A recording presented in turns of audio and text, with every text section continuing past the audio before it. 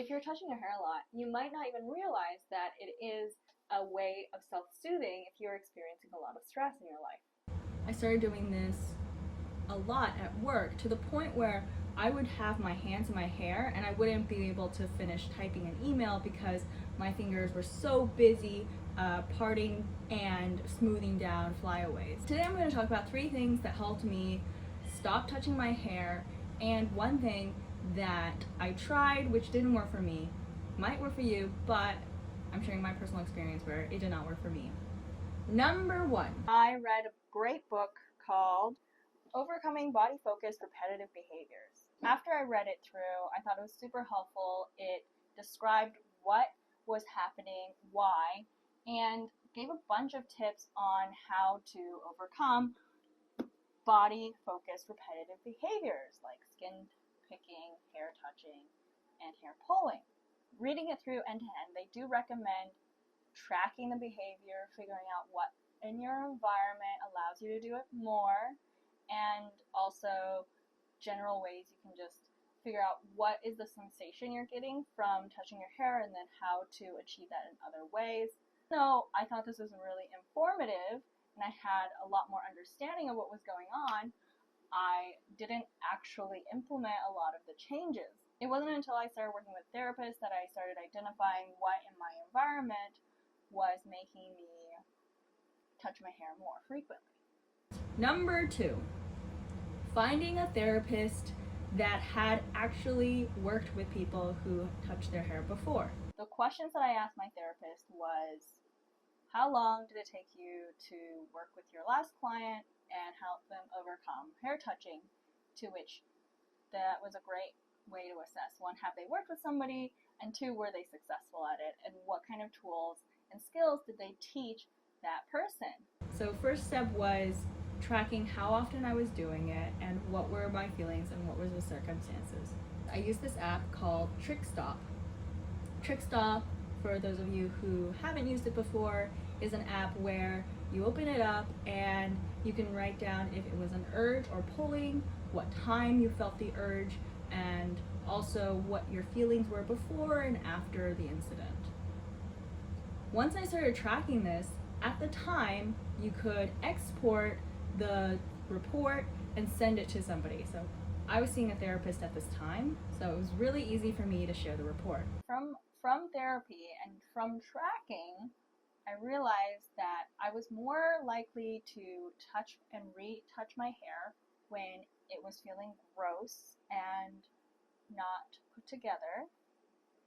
So I started washing my hair more regularly. Even when it was a little bit greasy and oily looking, I would just go and wash it because I knew that having really clean looking hair would help me not feel the need to touch it.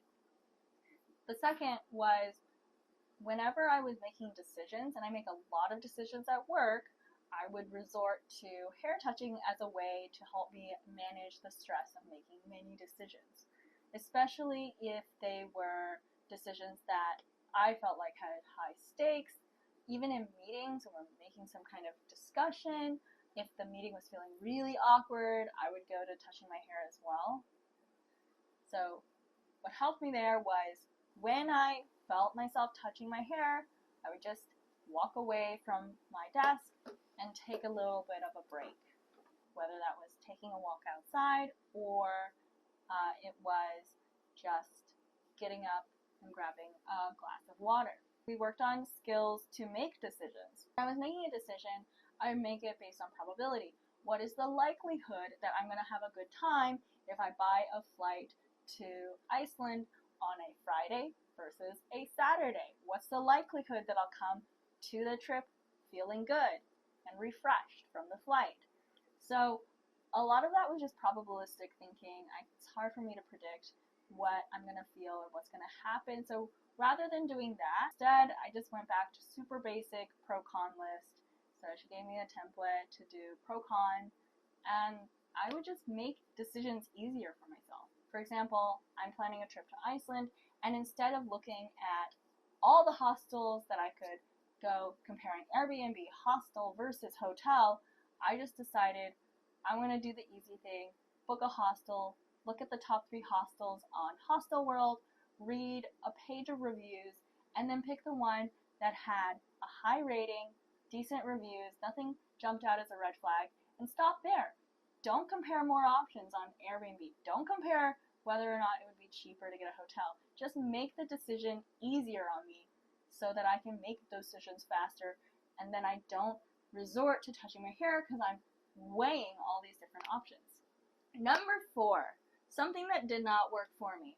So I have these 2 bracelets that I bought, and this one is for the right hand, and this one is for the left hand. And so I would put this onto my wrist, and it would buzz because I would connect it to an app. And the way it works is once you connect it onto your wrist, every time you hold your hand up to your hairline, it'll buzz. It just I felt silly, and it was overly sensitive, and I didn't feel like it worked that well because I wasn't wearing it consistently. I felt self-conscious when I wore it, and it was buzzing even when I wasn't going to go touch my hair. So this is something that I bought and did not work for me.